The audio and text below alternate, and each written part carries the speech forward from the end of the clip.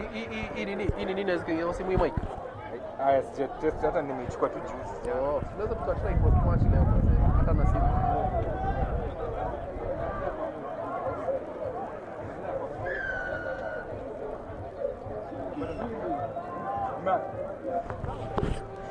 Kickoff, and we are on South Coast Pirates against Impala Rugby. My name is Amos Robbie.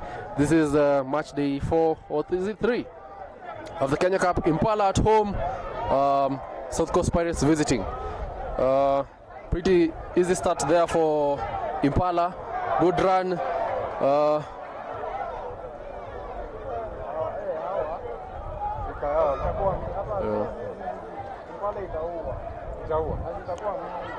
Fans are just, discussing what expectations they may have for this match. Kisumu have been thrashed 137 by Cabras. Cabras could easily now go to lead the table. Impala heading into the Pirates 22. Tackles here and there.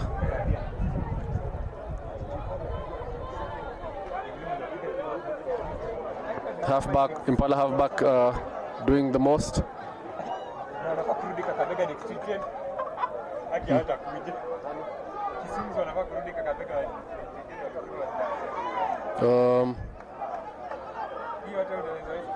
Impala retain most of the possession for the game, and a grabber there, but has headed out. A 50-22 there. We'll be looking at a line out, an attacking line out.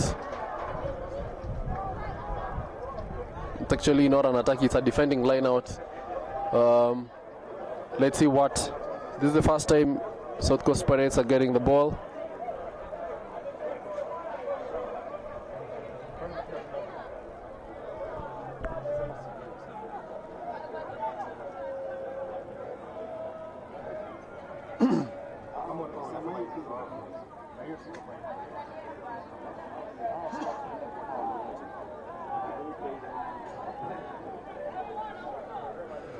Pirates with the ball, throw there, well taken.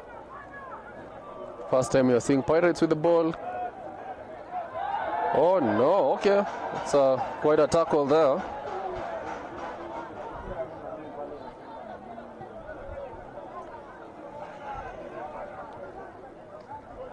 Impala back with possession. Pirates try to hold him up, but the man is already down on the left wing. Okay.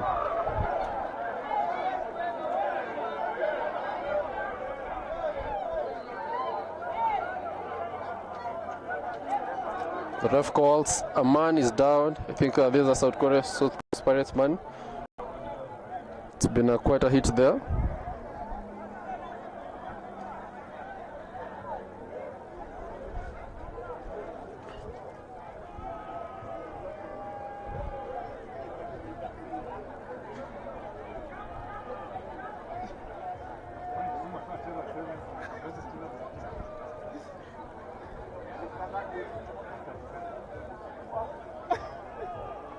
It's a scrum call.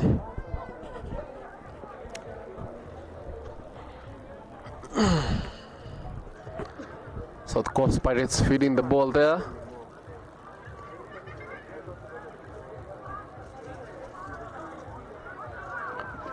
It's probably going to be a kick, and yes, it is. Quite a good spiral kick there. Bounces, and it's out.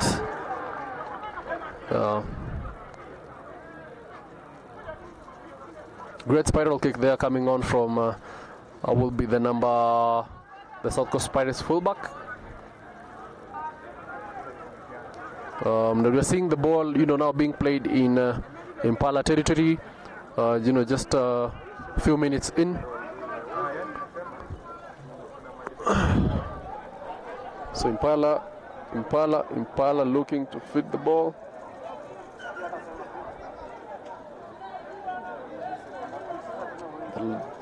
Touch that Jar trying to align a few issues before the ball goes in. It's a clean throw there, easy win there.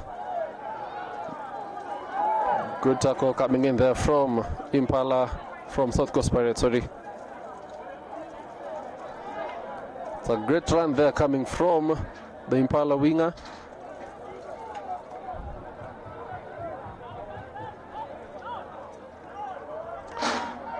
Oh, and it's quite a hit there.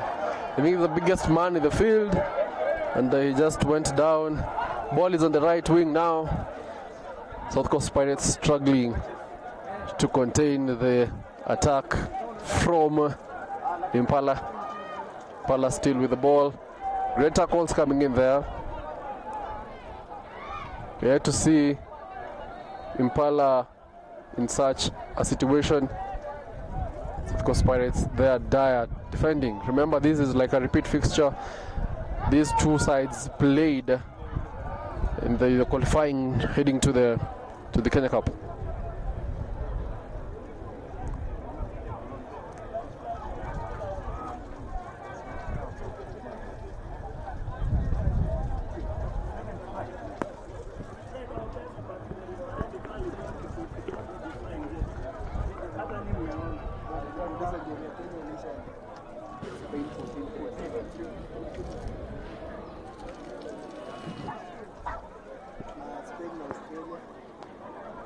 Sijaona, sikuona hiyo. Hiyo ni baadaye.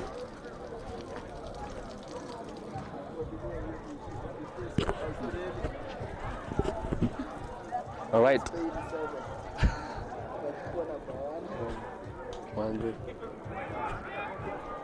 Kick there coming in, easily taken. It's a chase there. Ball went behind. Referee says play on. Oh, and the referee says it's actually a knock-on from South Coast Pirates. It will be a scrum being fed by Impala.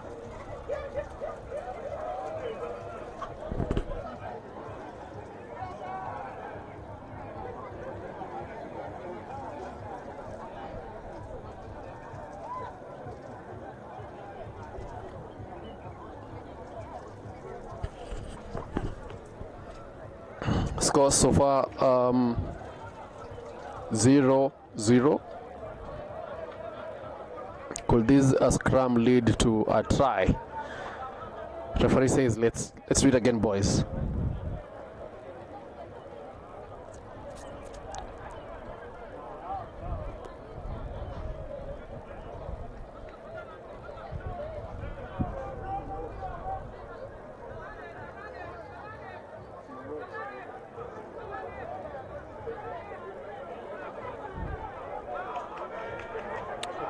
Quite a scrum there.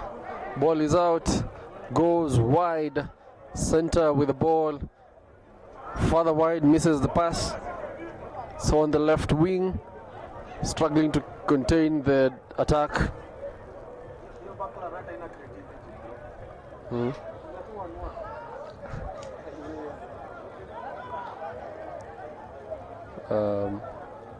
On the left wing again, tackles coming in heavy from South Coast Pirates.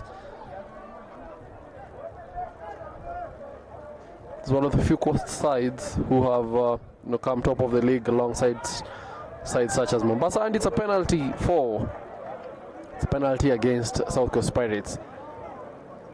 Impala getting the first penalty of the match, and they're going for points.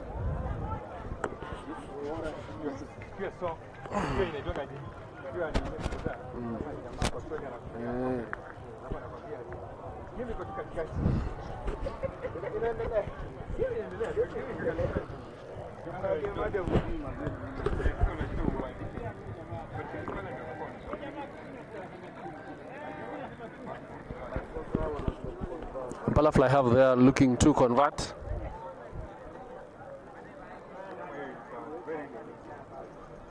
This will be the first penalty of the match.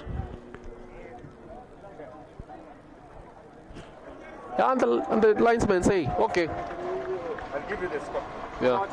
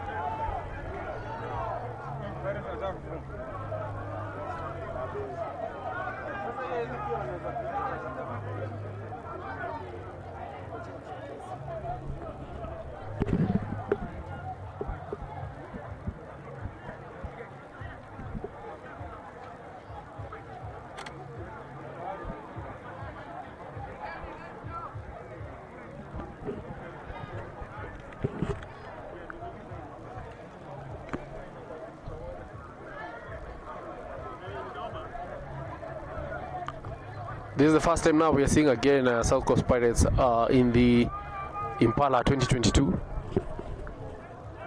We don't know whether this could culminate into a try. It's a scrum and it's a South Coast Pirates feed.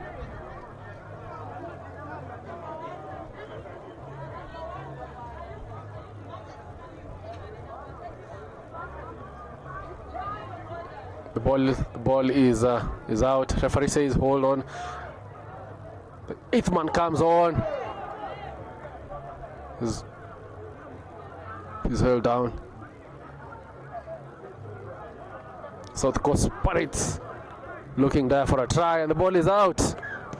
Referee says no, that's a knock on. Another South Coast Pirates feed.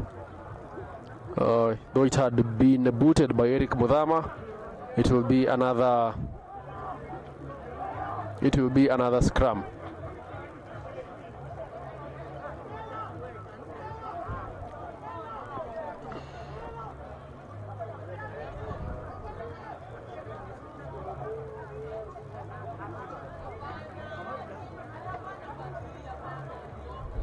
Remember, South Coast Pirates has been good in banter online and excited a lot of fans, you know, across the league, and every team is there to meet them. The ball is out again. The 8th man here with the ball, carrying hard, rolling away. They take away.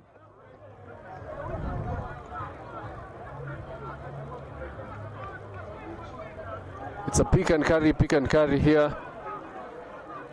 Dire for a try. Impala heavily defending bodies all over. Pirates still in possession of the ball. It's stretching to the South Coast Pirates left wing. Halfback there goes. Attempts to make a carry. He's brought down. He is quite a big forward. Pick and carries again.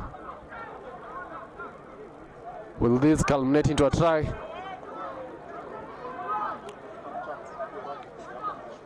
Yeah, going.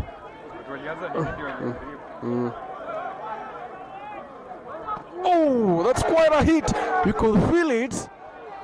Huh? Pirates still with the ball, but they're being driven backward. Another hit there coming in from this is Tyson Okoth. Not Tyson Okoth, this is Victor Imela.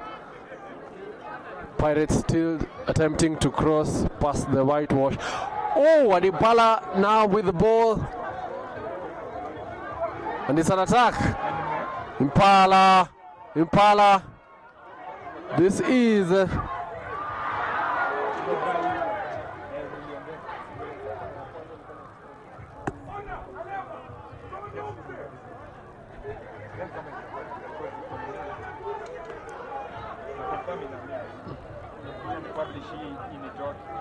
it's a kicker there coming in from South Coast Pirates. Booted back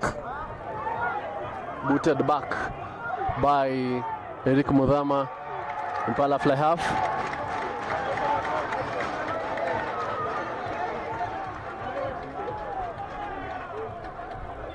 Pirates are clearly struggling here to contain the pressure from Impala. It's the newest side in this top tier league.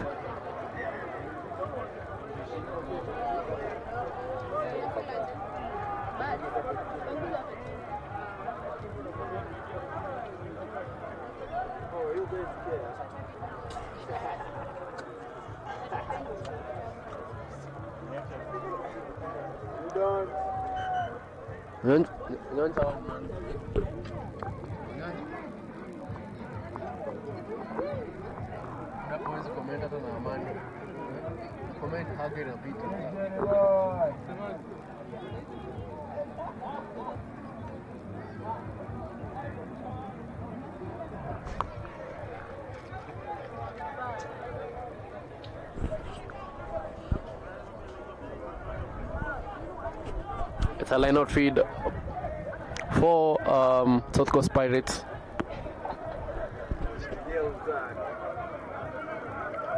Easily taken there. Trying to make an attack. Tackles coming in heavy from Impala.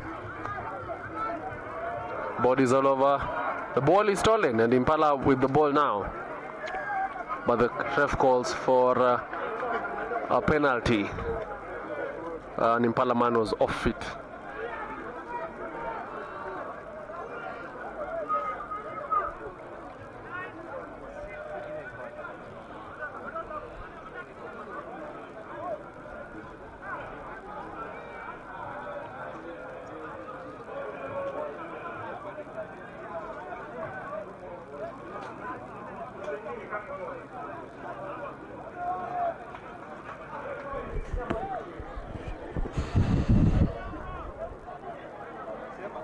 Quite an easy feed, but knocked on.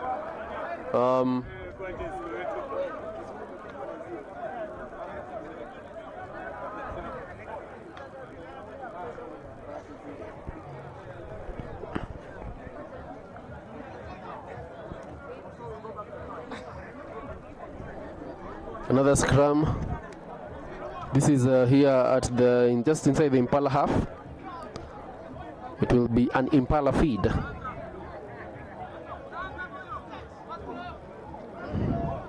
The previous match has been a bit messy in terms of officiation, looking for better officiating in this match. Tries to make a dummy there. This is the Impala center. Derek Kinyeri knocked on again by Impala. Ref plays advantage. Ref says play on. Advantage is over now.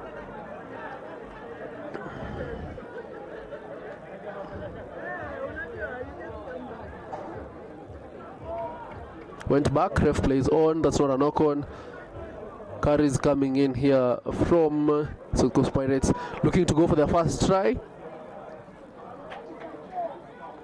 And the ball is stolen from the Pirates. A man down in pain.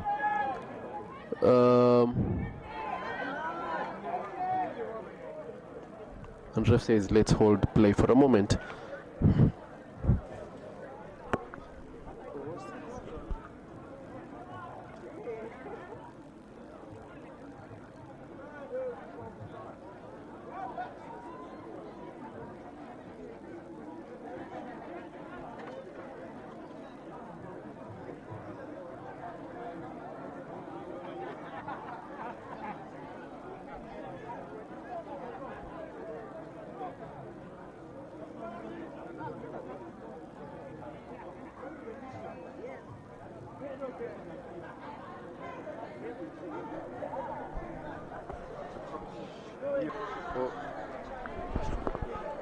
Any comments so far? The first half of this game, South Coast Pirates seemingly struggling to contain the pressure from the Diki as they refer them.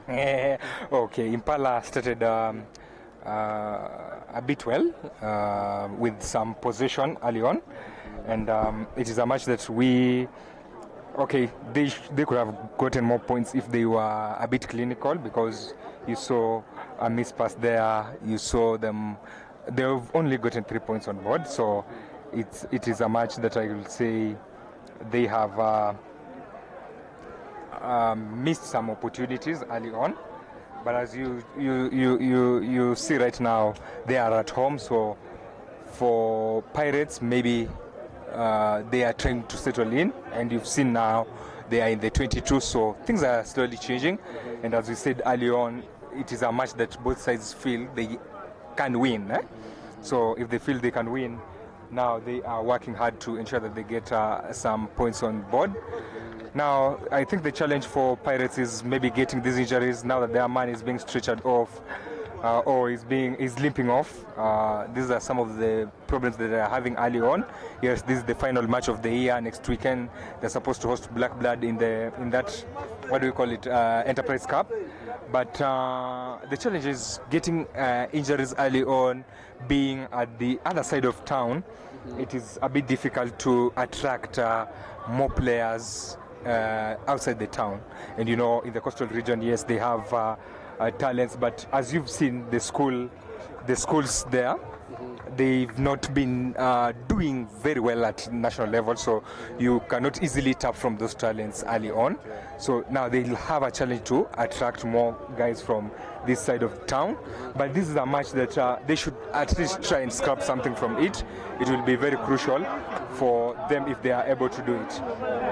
I think we're also seeing a side that has come up, Impala, a side that has come back to the Kenya Cup after quite some time. 2 seasons, to be precise. 2 seasons. Is this something? Is this the style of play you're expecting from them? Given they are, a better experienced side, there are no new names. They're not a new name in the league. Okay. One is the entry of Coach Kisia. I expect them to do better this season. But again, if you see something that you will note, they have not been able to use those talents that they were able to sign as they go for the opening try of the match. They have scored that opening try of the match. I was saying that they have not been able to use most of the guys that we saw, and that is Makia, one of their experienced players, who goes down for that one. But there's still concentration between referees and the linesmen, maybe to determine if there's something, there's a try or not. And that is Tyson maybe waiting to get to hear from the referee. But as you said, they were not that good, especially in the Floodies final. You could see that they were exposed. They were exposed.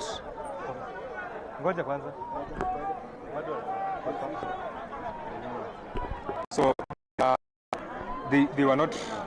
Referee rules it not to be a try, so it will be, I think, 22 dropouts.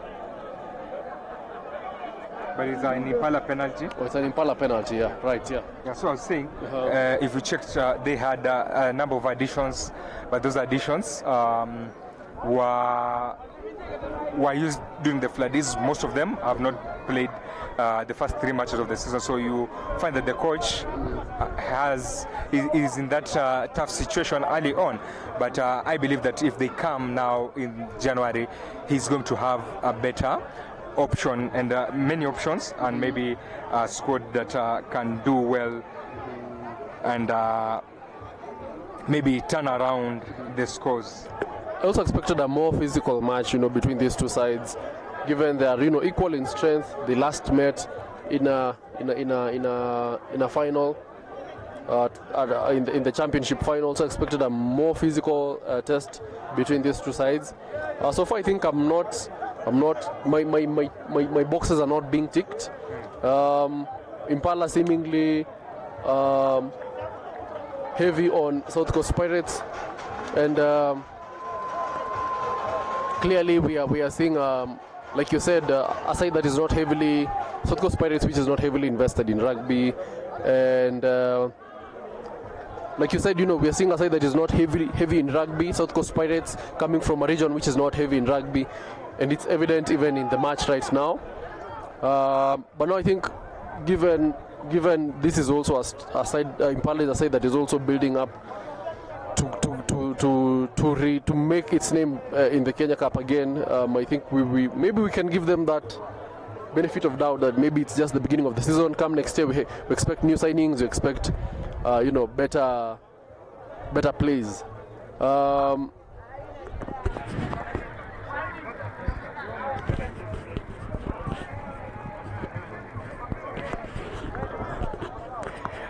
Okay, Kelly Akengo.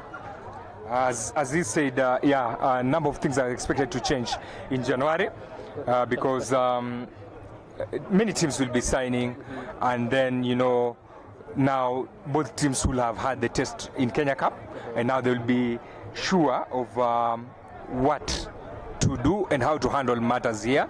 Unlike when Pirates were new, you remember the first game they were beaten 95 at home. I was there. It's a tough place even to just record because the environment of the sun and the heat is harsh for many people. So it will be also a good opportunity for them to host a number of teams back at home, the likes of maybe they'll be hosting the likes of Strathmoleos, I think at the start of the year.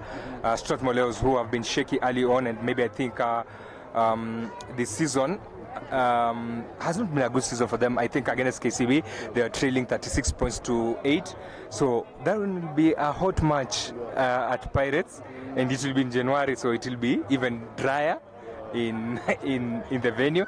So yeah, so quite a number of things that is going to change early on. So Kelly Akengo with that restart and claims it is Kinyari who is playing 13th, send his man down.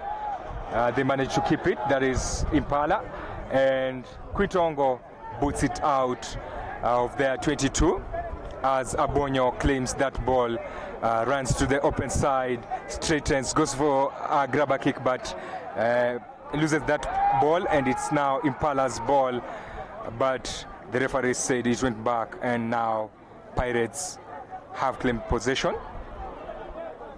Remember, Pirates have really done well in their backyard in the last 2 seasons as Akengo kicks that spiral kick, and he knocks on. That is experienced Quinto Ongo and knocking on that one, and it was a difficult one to handle. That was a good spiral kick.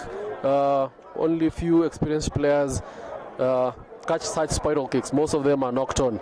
And remember that the sun is also so you have to battle 2 things: battle the sun, battle the spiral kick, battle your opponent. So that is the challenge that he had. That is Quito Ongo, one of the top performers in the Rugby Super Series, which was held in July, and I think in June, and that is what gave him that call up to the Simbas, as Abonyo fits that one. Sends the ball to Kelly Akengo, former Kenya Harlequin player, and now they have had several faces, but there's a loose ball there. They managed to keep it live, as referee says that Impala is okay. They have stolen that ball.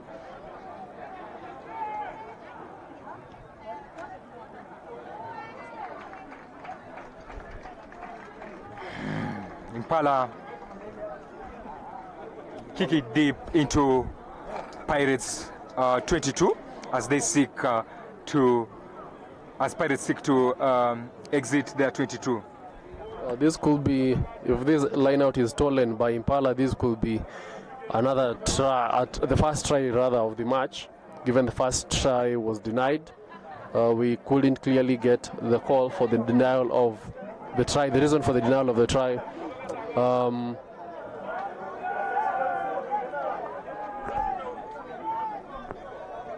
Yeah, so in other matches, I think KCB are leading 43-8 as they seek to keep that top spot, especially after that Cabras big win.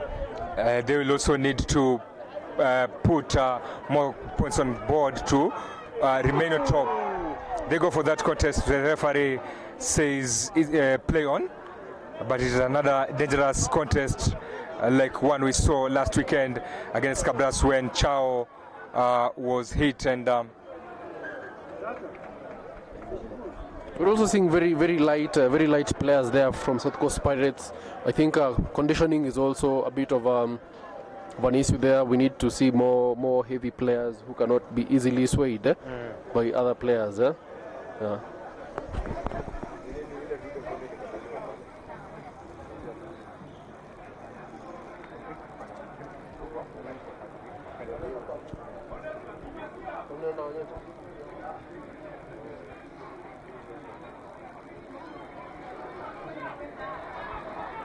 It's a scrum for South Coast Pirates with that scrum. Most of they have had minutes into the 22. The Impala 22, but I think they will need to stop playing or running the ball in their own zone. As much as they're still new, there are some things that are basic because you can end up knocking on. But we've seen today it's better. They're having a number of faces, and Abonyo kicks that one, but it is really, really troubling today. This experienced man is being troubled as Makia kicks out of his 22.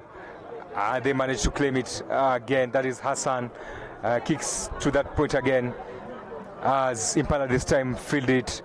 They go for another kick as they kick, and kicking contest continues. Pirates now fumbling with it, and the ball is out of. Still in play. He manages to keep it in play.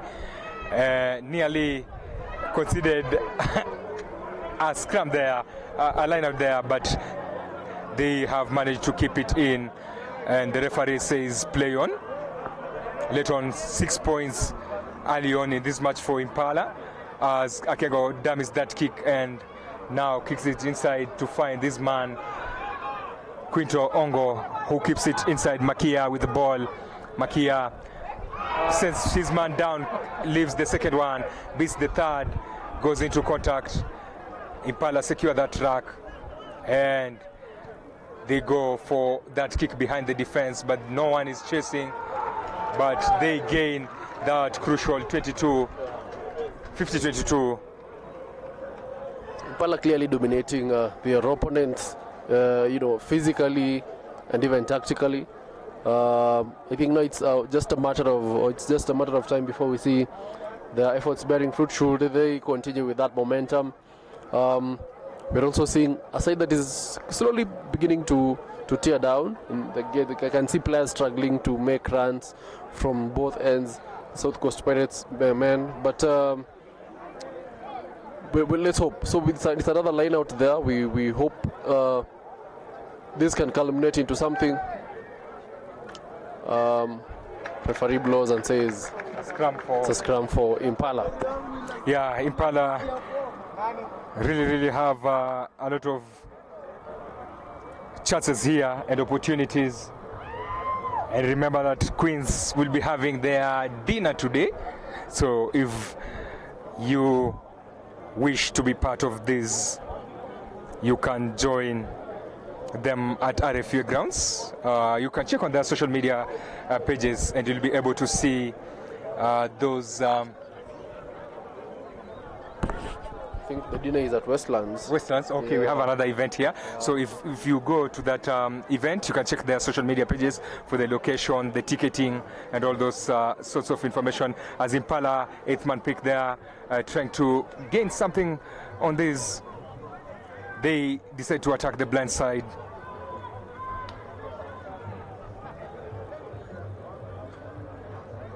Impala still in possession. That is Tyson Okoth, one of the players that has served longly here at Impala in the recent times. They are still in attack, and that is that's a good line break there. And they have a beautiful run. They pick that crucial try that opens the scores. Great line break there from Impala. Amazing. Yeah, it's sliced like hot butter. A hot knife. It's sliced like a hot knife slicing through butter. Yes. That is how many points now on board for them?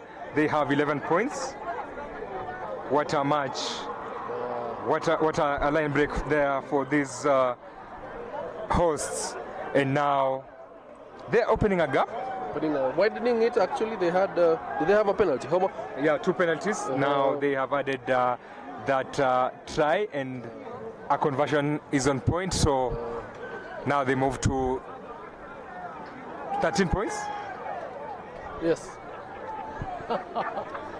Yeah, mathematics trying to. Not mathematics is not mathematicking, but yeah, we have it. 13 points to 0. That is Impala leading. That's quite a gap there, given this is the first half. But again, for these two sides, I think we don't expect, Centurion scores like we've seen in Kisumu. Kisumu are also having their baptism by fire. Yeah, but last season they managed to survive. Though I know what they did early on last season was to try and pick a number of players from Cabras that is on loan, and this one was a very key move for them. I think they can do the same in January because they still have winnable matches. South Coast Pirates have to travel there, and Menengai Oilers are also pumping points against Mwamba. They have already crossed the 80-point mark, and now today is that day when we are going to have bigger scores. Maybe Menengai Oilers might just surpass the 137-point mark set by Cabras today. Is this something we're going to see throughout the season? Because I feel like since the season began, we've been seeing 80, 70. Now today we've hit even 130. I'll say the challenge is, or the difference is, we have Cabras and KCB and Menengai Oilers who look like, even if you look at the table, they look like they have a certain gap. They are in their different class, and then now we have Quins also in that trying to catch up with that gap, and then now from there we have a bigger gap. With these other sides, you see how they have. Another knock-on coming in there from. This is the Impala open side winger. The score of that beautiful try. These are two knock-ons we are seeing, coming on from the sky. Aerial balls not working well with these Ngong Road boys.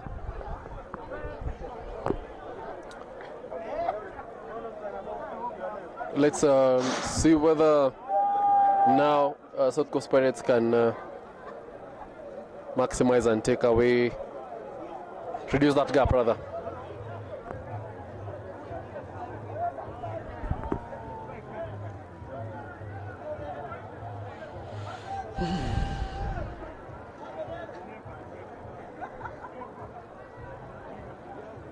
The refs right there resetting the scrum.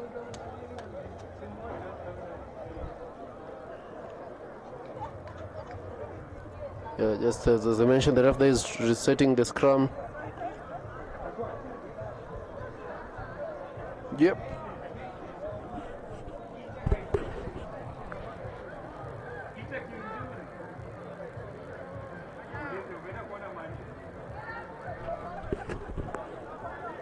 South Coast Pirates there with the ball. Quite a dummy there, but it's picked again by Impala.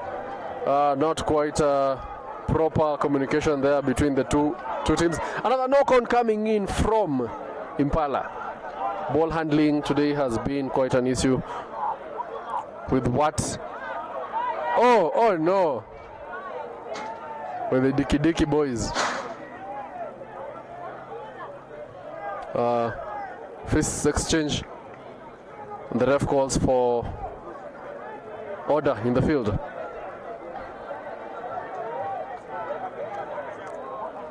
It's a knock-on coming from Pirates. We'll be seeing more.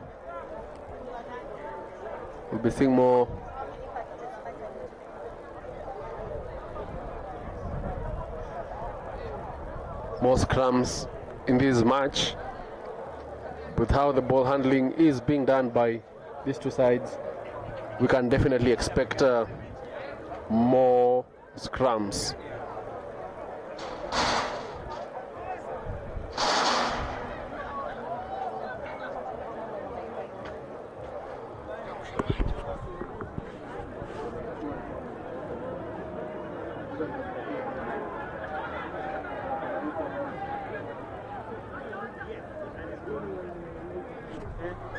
Another knock on. Okay, it's an offside there.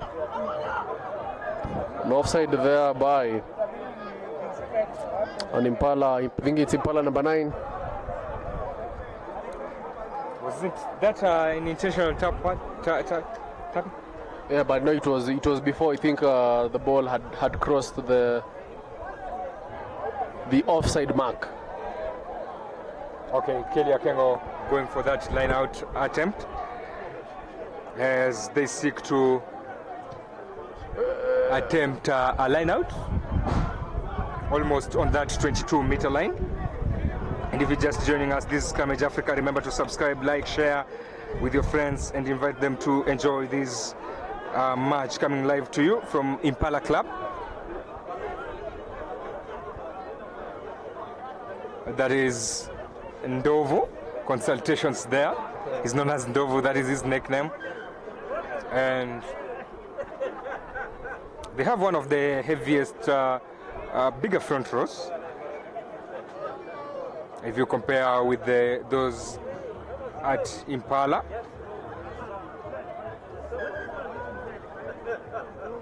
And now a line out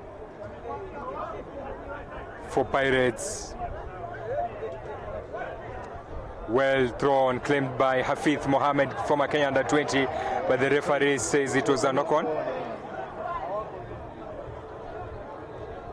Yes, it was knocked on forward before Hafith claimed it.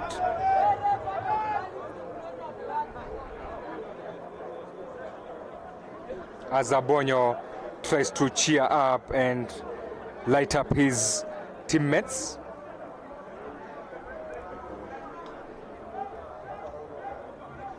Impala, former K-Cup champions, one of the sides to win a three-pit. They have a five-pit. Team yako iko na ngapi? That's the question for you who is following this live stream back from home. Makia given on the open side. He sends it inside, but that pass was too high for the diminutive scrum half. There's another knock-on coming in from Pirates. Again, he's driven out. Yeah, that was a big run for him. They want to give us a dramatic ending again, like the first match. Also, the Kabras match and Pirates was a dramatic one. Those guys, so battled for a while. We saw George Nyambua's t-shirt being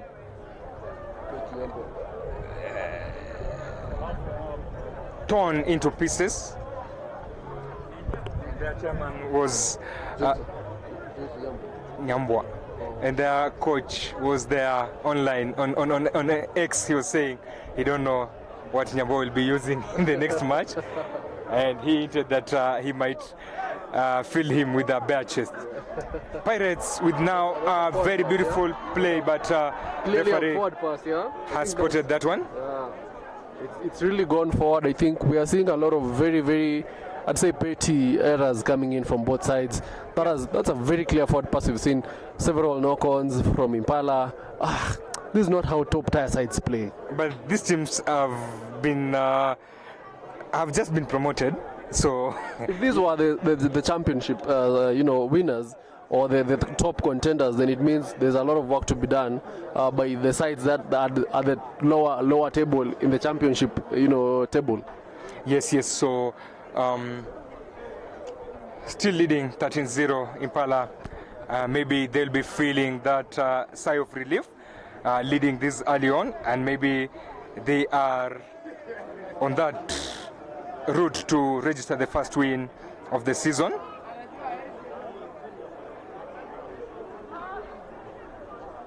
KCB are leading with 43 points, and now there's a small chance that Cabras might end on top of the table, because they have now moved to 199 points. But the referee out there. Is this the end of the first half? No, it's a line out. The last play before we finish this one. And now Impala are in a prime position, good position, because this means that they'll have to score how many times? They'll have to score at least 2 converted tries if the score remains this way, or they'll have to turn around the scores late in the second half. But the ball is not straight, and Pirates will have the last scrum. I think they're going for they want to go for the scrum. Yes. Okay, one player there seemingly not understanding the options they have when a ball is not straight. he was calling for, a kick for touch, which is not an option, and the ball is not straight, and he had to be shut down. Yeah. So Pirates with possession now, with the ball in hand. They've had several scrums at that point, by the way, in this match. And that is Abonyo.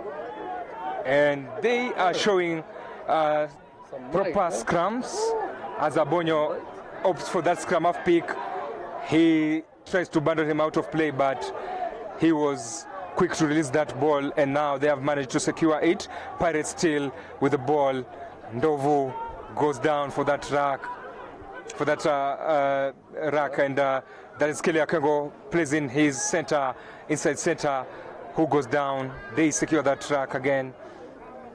Pirates still hunting for that one, and he goes for a clever kick, but Quintongo picks it and runs out of play, and we are back to that previous era as number 8 points to the post, trying to advise Kelly Akengo to try and go for that kick. The TJ here is doing the most as well. Can see him, with some pretty good coordination with the center referee. They're opting to come for touch. They're kicking for touch. The ball will be kicked on the left side. Also looking to see what tactic this South Coast Pirates side can play, even as they are targeting our cameraman. Yeah, clearly this is a witch hunt.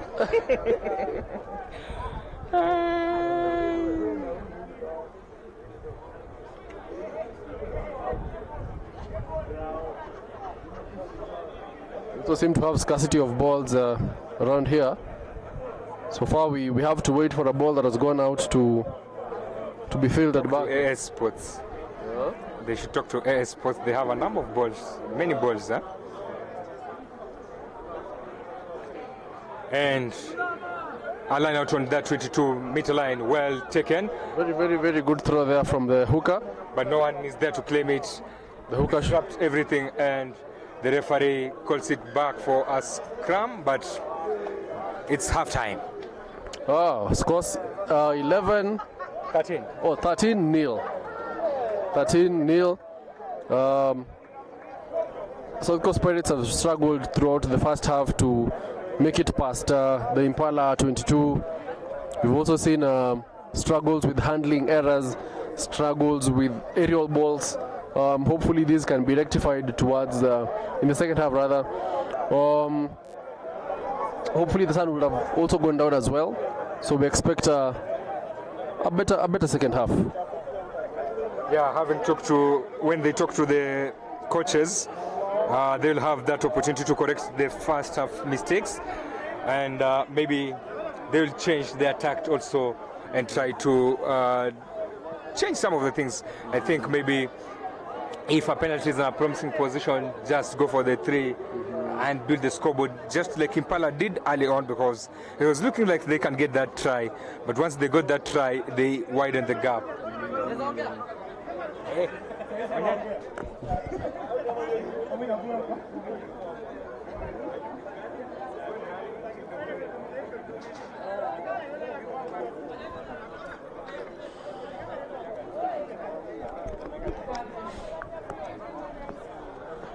In other matches, we are seeing heavy scores in Kisumu and in the KCB Lions Den in Ruaraka.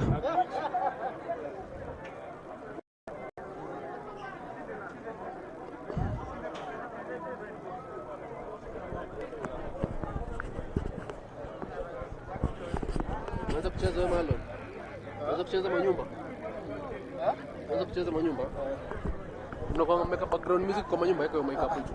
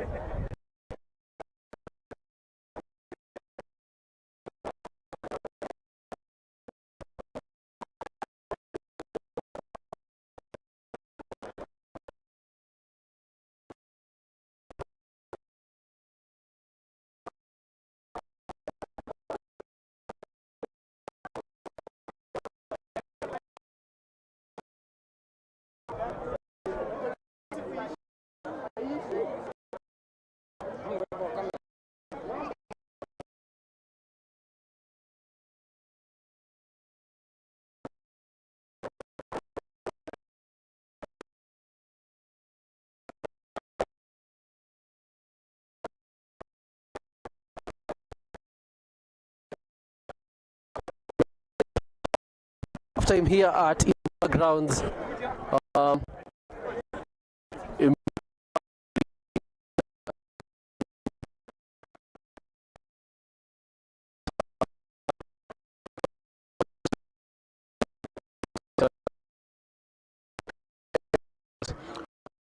Subscribe to the channel.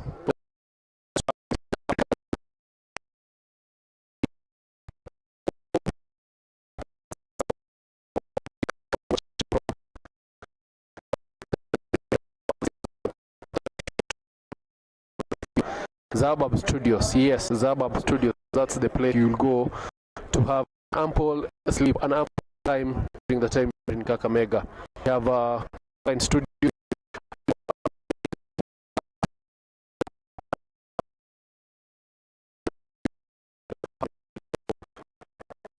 Keep it Scrummage Africa. This is also an opportunity to experience the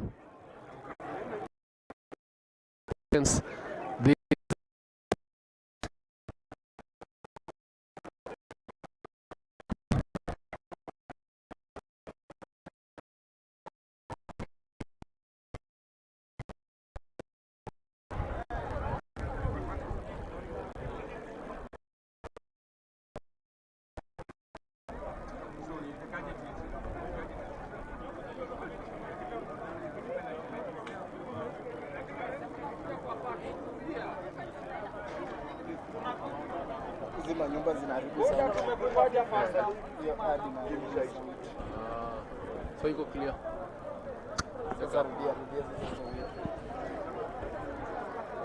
Oh, okay. So like, share, subscribe, comment. We are approaching the second half of the game. 13 scores, 13-0. That is the score sheet as it reads. We've had quite an intense, not very intense rather, but yeah, something. We've had a lot of handling errors, but we hope to see a better second half. Now, if you're in Kakamega, I have something for you. If you're looking for somewhere to sleep, somewhere to stay during your stay there, Zabab Studios is the place to go. Just a few minutes off of Kakamega town, and you'll get a perfect place with a serene environment, excellent amenities, Wi-Fi, water, good food, and somewhere you can just relax and unwind. So if you're in Kakamega, if you're traveling to Kakamega, this is the perfect place you can go, Zabab Studios, and you'll enjoy the rest of your time in Ingo.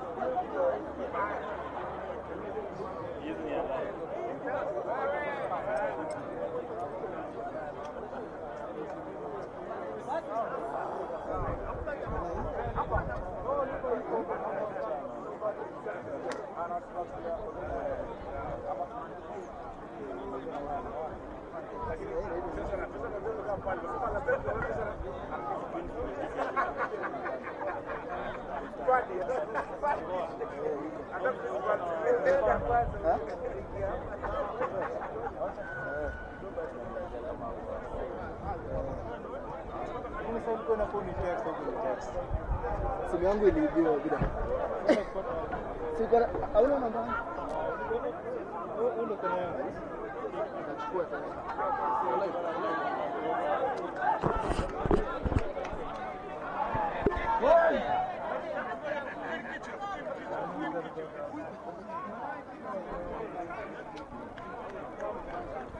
Second half has kicked off.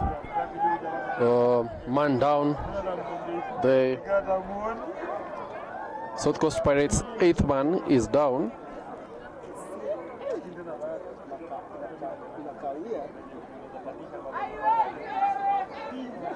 We are seeing the ref talking to both sides, trying to set a few things straight here and there. And he's back. Remember, first half ended 13-0. Impala leading with no response from South Coast Pirates.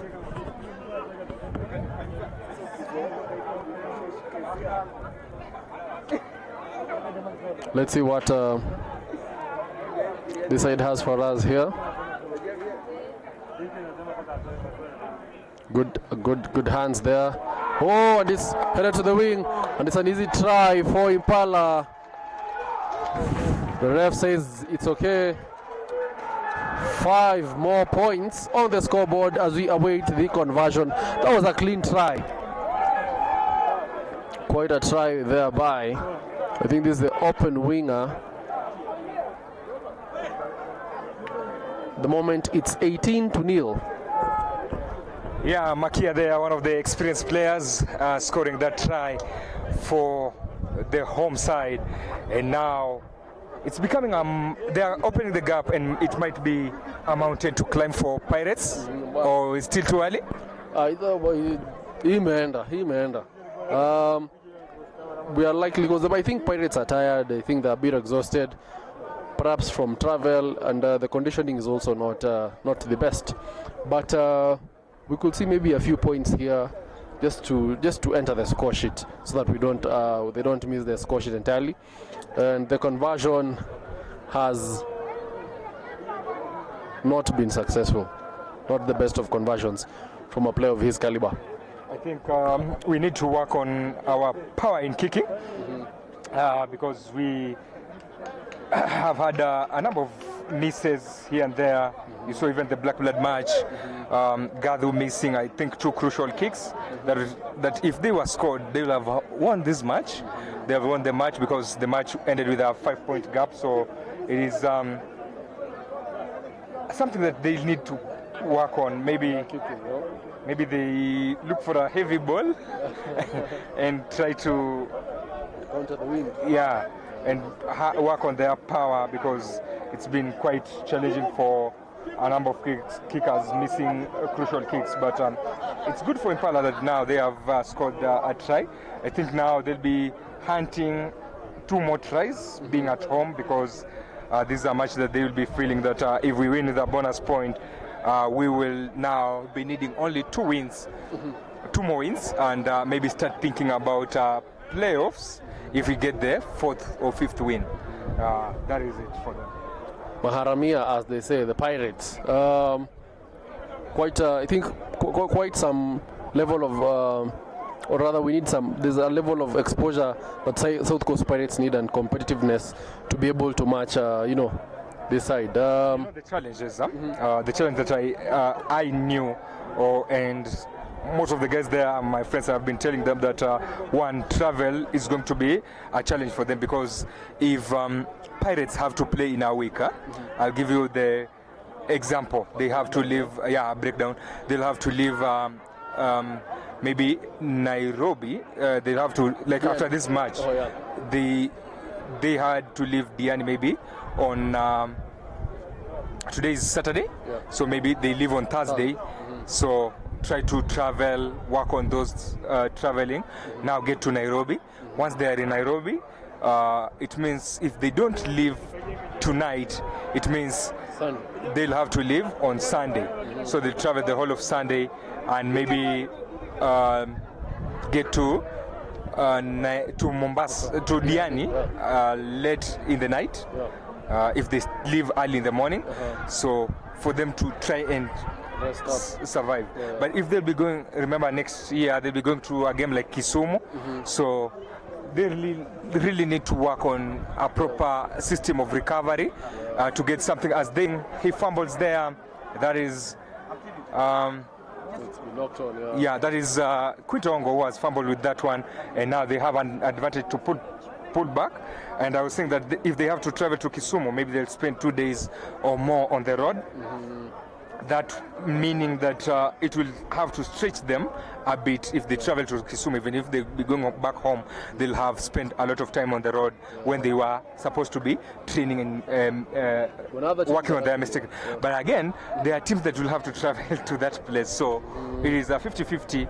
But I have a feeling that they will have to spend a lot of time on the road, especially being a team that is away from the city and being the lone side at the other side. You see Cabras faced, or Western Bulls rather, faced that problem early on when they were in kickoff, the only side down there in Kakamega, but they had to fight to stay top.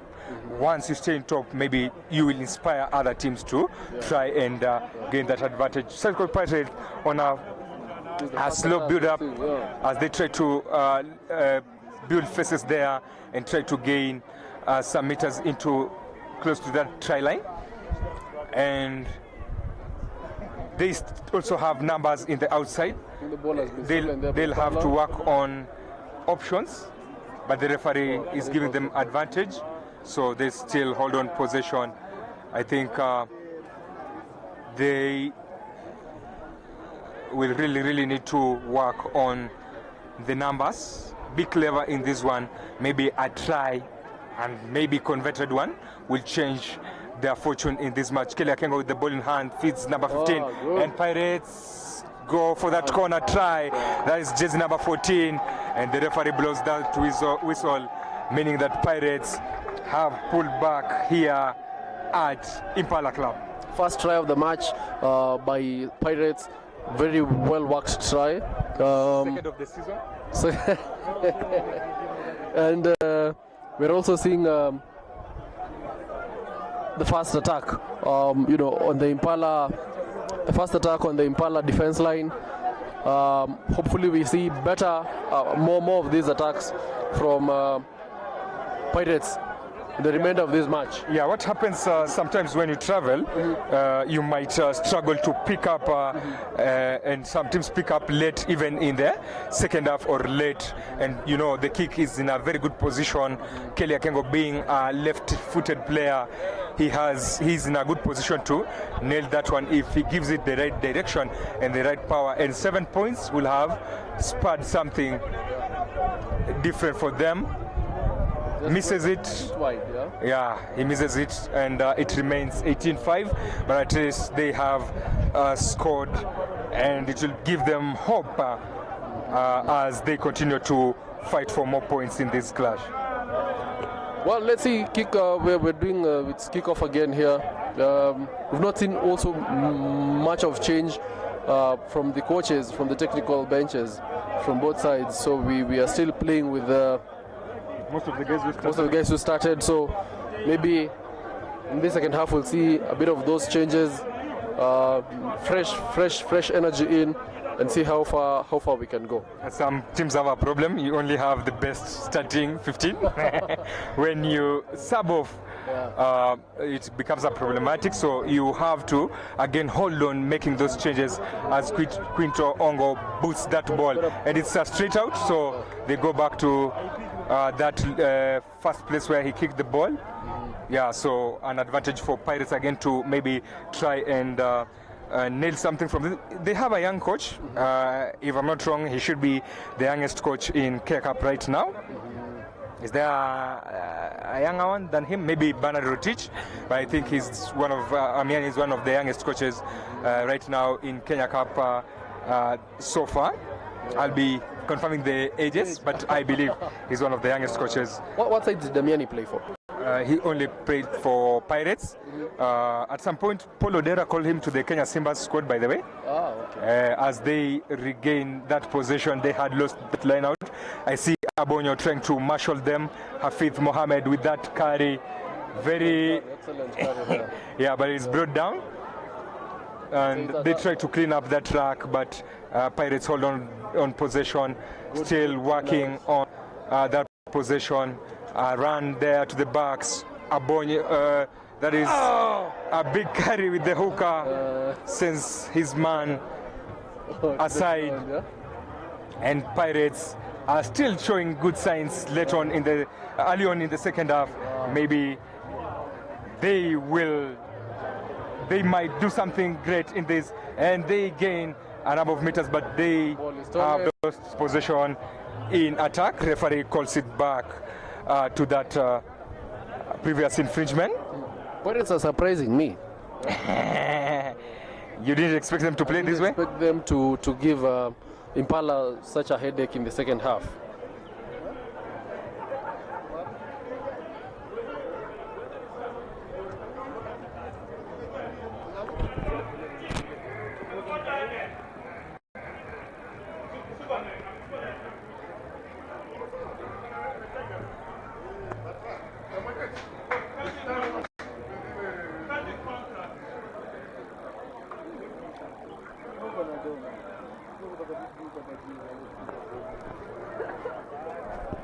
A man down there being attended to by the medical team. This must be an Impala player down.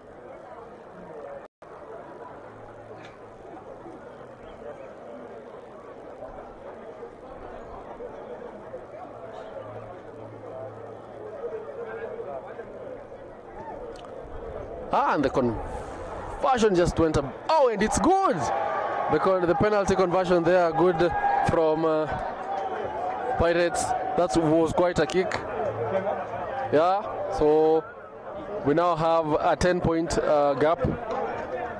Impala 18, Pirates 8. Yeah, so if we have 2 tries from Impala, from rather Pirates. So it's a 10-point 10-point gap, yeah.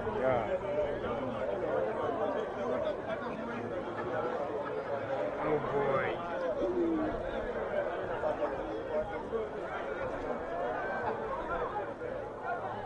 Hafith Mohammed headed out. He's had quite some time here.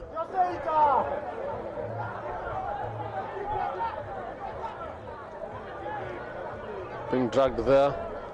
Impala now attacking Pirates. But before they make any strides, they are penalized. Yeah, I think they were trying to give a perfect response to those 3 points. They have realized that Pirates are not here to play, to joke, I mean. Are not here to, yeah, they are playing, so they are not here to joke. So they have realized that one, and I think that's what they wanted to do. A big boot there by Akengo. Yeah. Really doing well. This is a man who played here at Ngong Road for Kenya Harlequin before moving to Cabras. He has played in Uganda. He has played for Stallions. We can call him a journeyman. A journeyman indeed.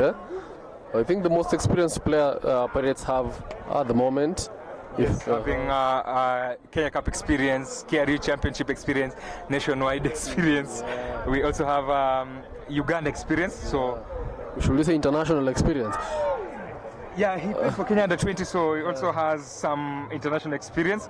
So that is it for Kenya.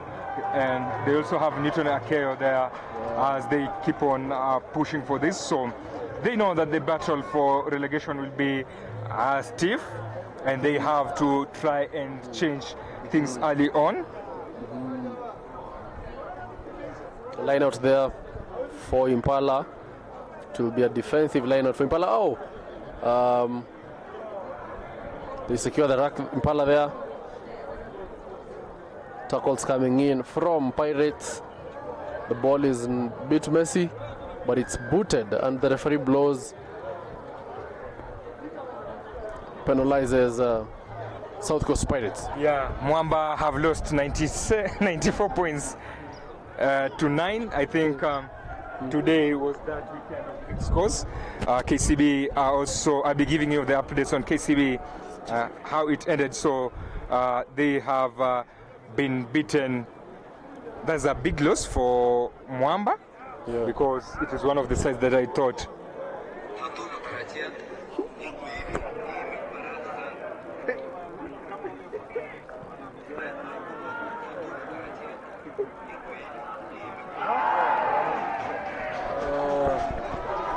ball picked up there by referee says it's a knock on. Yeah, he lost the ball. So quite unfortunate, as at a time when they were trying to build the scoreboard and maybe catch up with the Impala. Who's the South Coast Pirates number 9? He's called Abonyo. Abonyo, yeah, he's really trying to inspire his players, during the scrums, reviving that energy which may have been lost. Yeah. And if you're just joining us, keep on subscribing, liking, sharing, and inviting friends to enjoy this stream. Remember to subscribe for that notification, because next weekend we'll also be beaming live a number of matches. Tomorrow we'll be at KCB Sports Club to bring you the matches where the future generation, that is the under 15. Quintongo with a big carry but loses the ball in possession.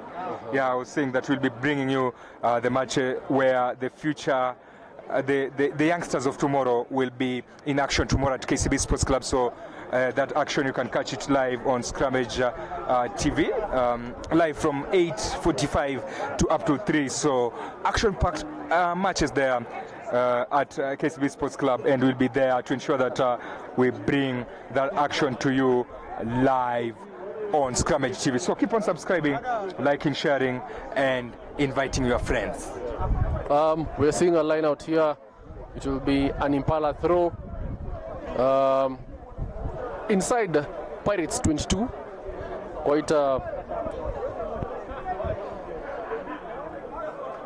Quite something here.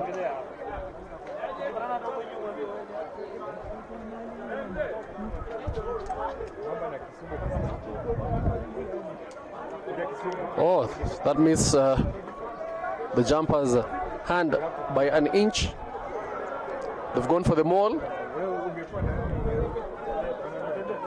Oh, and the ball is out. Oh, the halfback dots it in, and it's a try for Impala. Now they only need one try to get a bonus point from this match. And now Impala seem to be running away with it. The score's now 23 as we await the conversion. 23 as we await the conversion. That was quite something there from the Impala boys. Let's see what is happening here. Whether this conversion will sail through.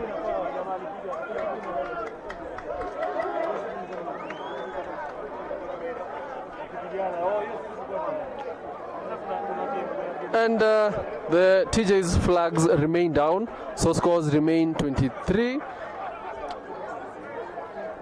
South Coast Pirates 8.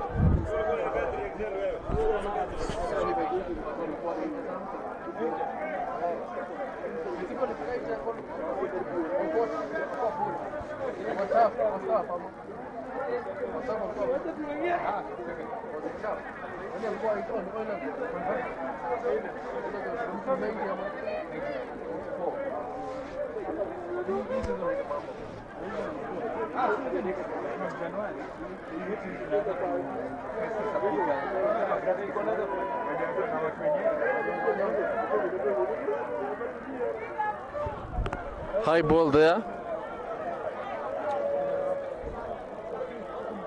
Pirates there looking to make revive themselves.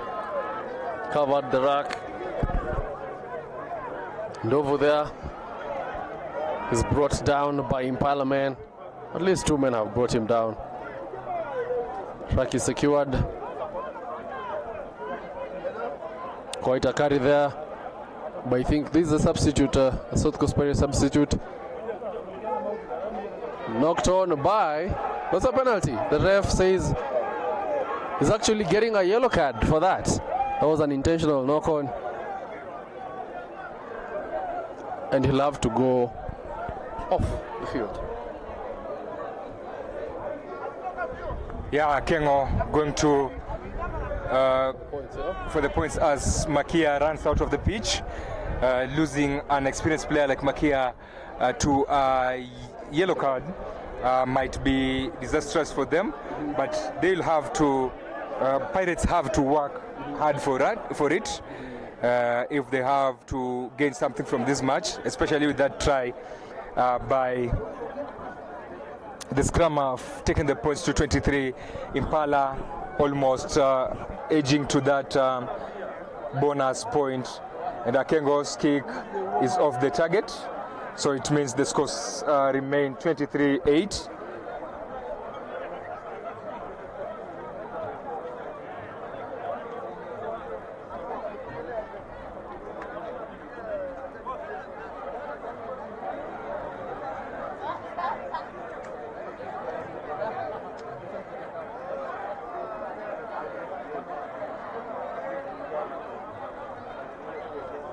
Yeah, so big scores today in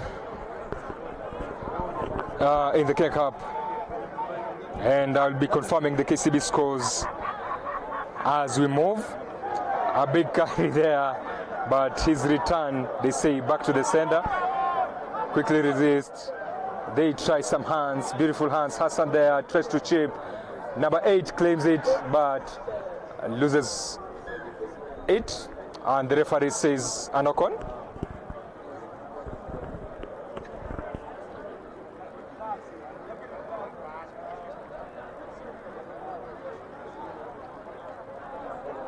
KCB have won 43-8 against Strathmoleos, while Nondis are leading 17-10 against Nakuru RFC.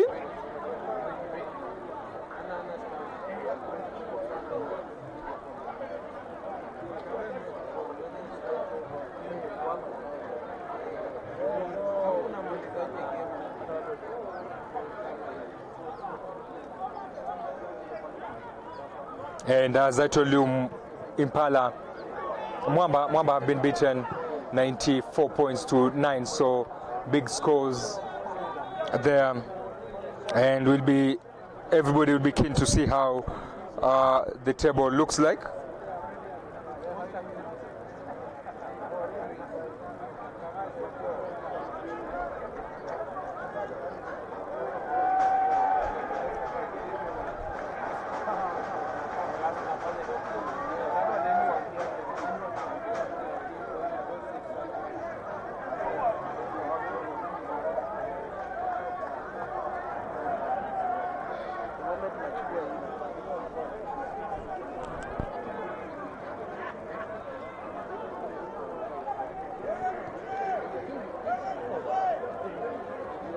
High ball, well claimed by the substitute scrum half.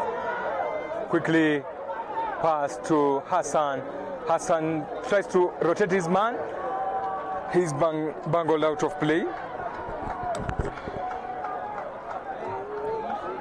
As Impala throw in 2 substitutes.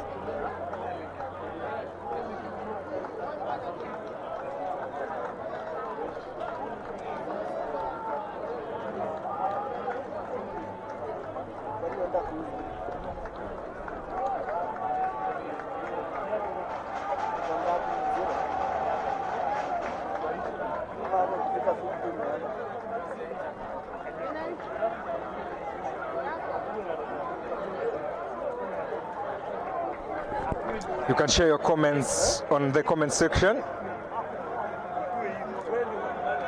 And let us know what are your thoughts on this match. Who do you think is going to win? Remember to subscribe, like, share. Applause down being attended to.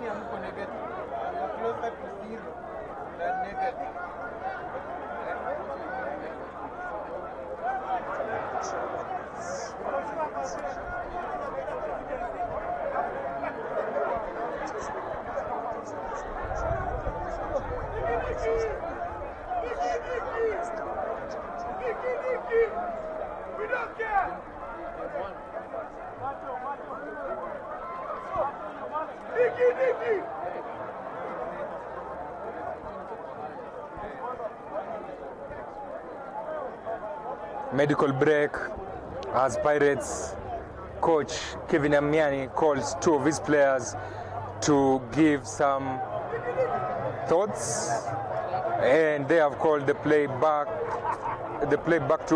ball back to play, and now they have been forced to rush back to play. Kelly Akengo with that ball in hand tries to sidestep the man, sends the ball to his teammate who was not ready to receive it, and now Impala are in possession.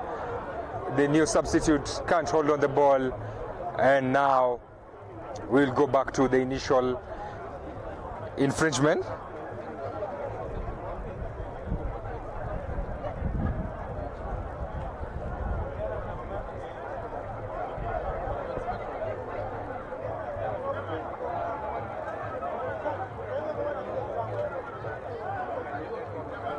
Yeah, just to remind you that tomorrow we will be at KCB Sports Club for that DBA Futures Cup, and you can, if you won't be able to make it to KCB Sports Club, then be ready with your bundles, because we'll be streaming it live on Scrummage Africa.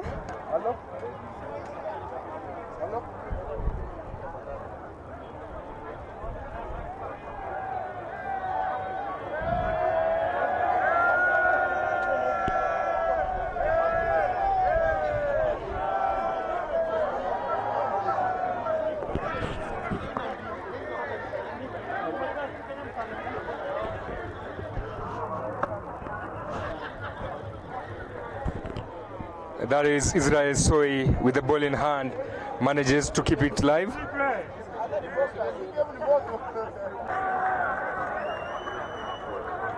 A lot of action. Remember, Kenya Sevens will also be in action tomorrow.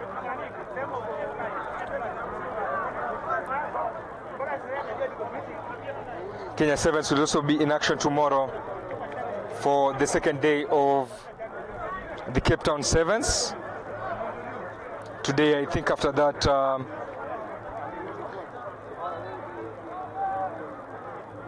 lost to Spain, it will be down to mathematics. But if Spain win against Australia, it means they'll be out of the mathematics.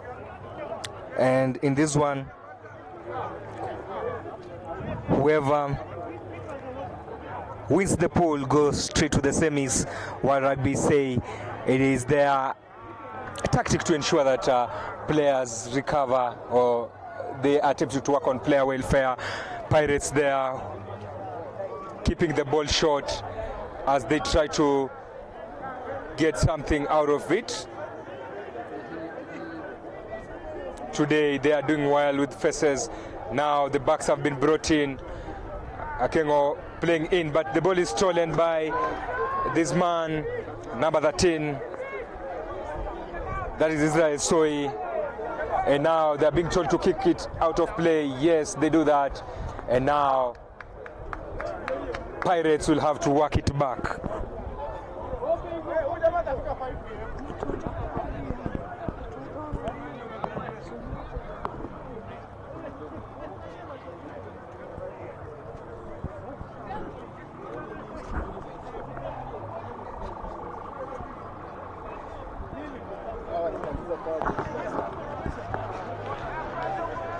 Alemba steps onto the pitch as Kinyari steps out.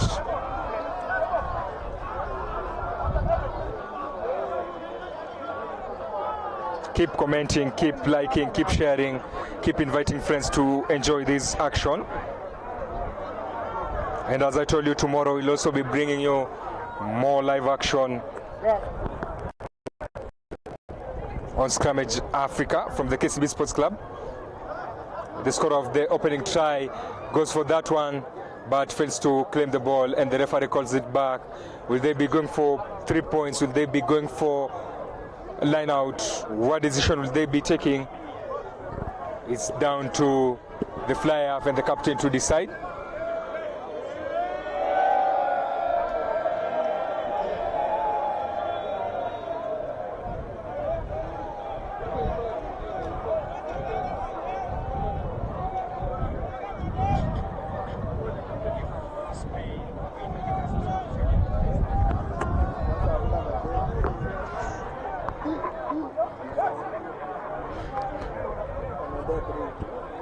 Akengo has opted to cut down the gap, maybe with the hope that after that they can gain something else. His kick is off the mark, and the scores remain 8 for them, 22 for the hosts Impala.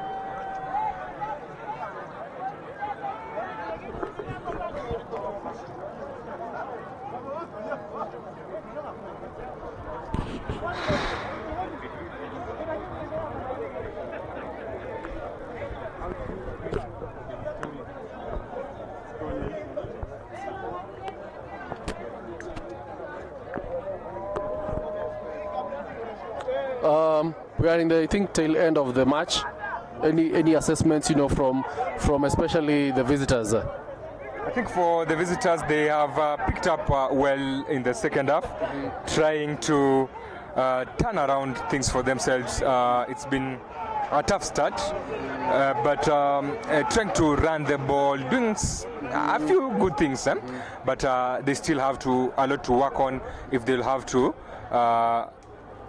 survive this one, because this will be the number of matches, tough matches that they'll be playing as they break their marquees back on the pitch, and maybe he will be that man who goes for that try back from sin bin to score that bonus point try for Impala. What a man. A try there from Makia coming off the naughty boy's chair and dotting the ball down, beating defenders, entering the score sheet. And yes, Impala have gotten the bonus point. Scores now 28, not 28, 28, right? We wait for the conversion.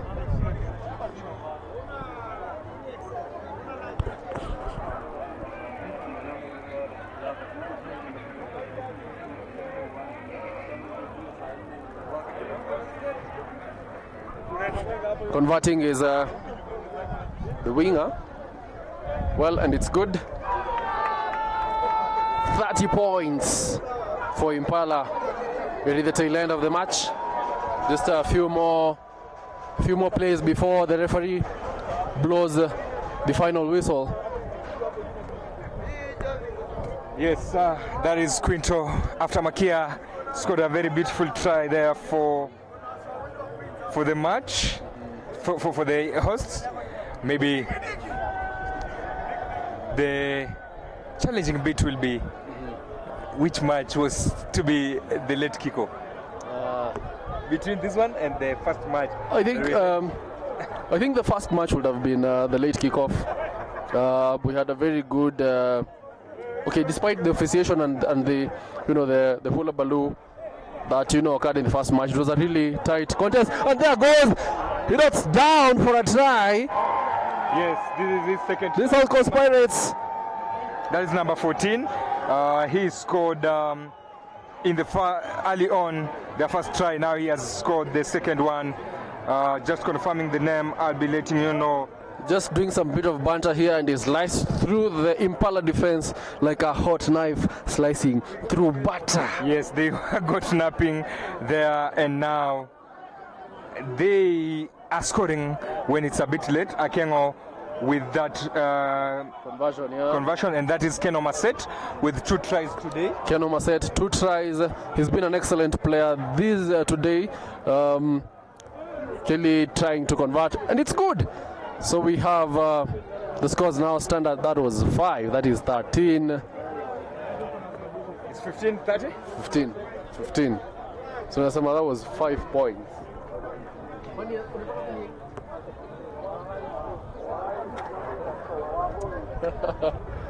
This is Keno Maset, right? Yes, Keno Maset. He's the jersey 14, the blindside wing. An excellent try there.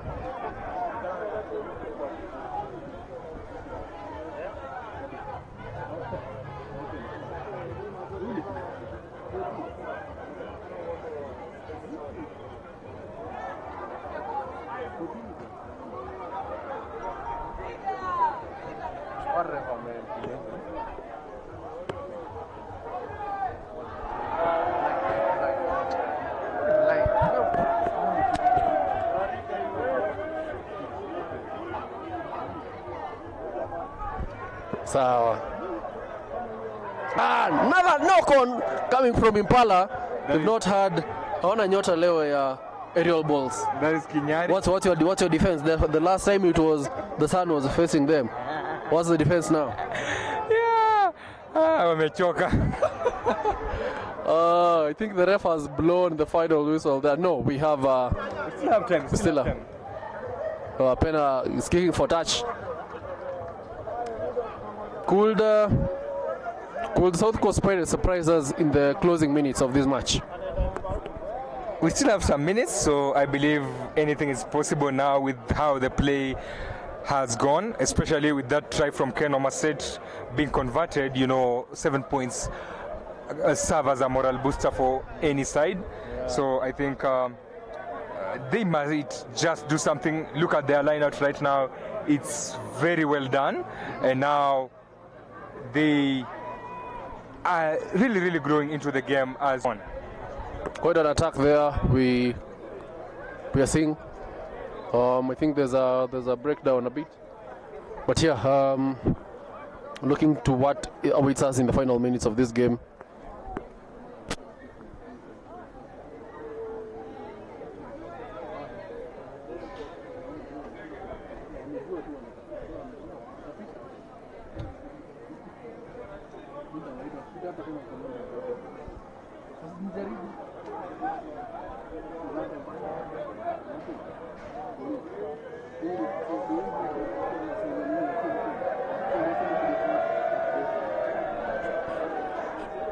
Scrum there, and it's booted out by Impala.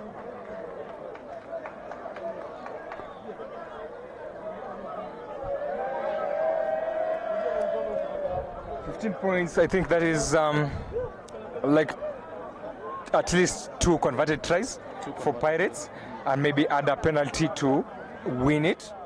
So they still have hope, because it looks like a match that okay, they let it go, but they could have done something good in this match. They are losing ground there.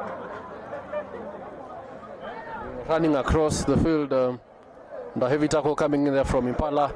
Impala doing the most to defend these last minutes of the game. Yeah, they have a big number 15. I've never seen such a big number 15 in recent times. I think most of the 15s are lean. He looks like a back rower, the number 15. He looks like a... Or maybe it's just a jersey number, No, 15, and he looks like a back rower, so... we've seen players like Njoroge, who's come back recently. With that size, He's not that size. This guy is big. In jersey number 15, so he looks like a back rower, or maybe a lock, but a back rower. So let's. But we have 2 15s, two players donning jersey 15. Because Makia, I think he's Makia? Or he's No, I'm talking about Pirates. oh, Pirates. So Pirates number 15 looks big as they try to. They have done well in scrums today as compared to that match last weekend where they are bullied, and it's a good to break there. Huh? yeah, shot ball by the flyer Akengo as they continue to chase this one. I think later on they have Really picked up momentum. yeah, they have done things that have a bit impressed me. Yeah. So Towards the end of the game, I think I've seen them pick up, doing really some good job. That could that be a try? Could that be a try? Ah! no, a wrong pass there. You see that beautiful build-up, and then one wrong pass, wrong pass, messes yes. up everything. But they still have that advantage. Have a penalty there. Yeah, penalty advantage was being played by the referee, so they go back.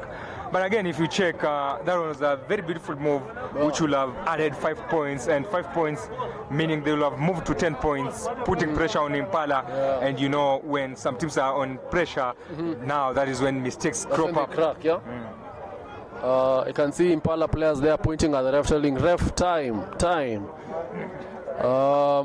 They've asked for a scrum, so just about 10 meters from the hedge. Yeah, what they're trying to do, if you see now them opting for that scrum, they are trying to do something.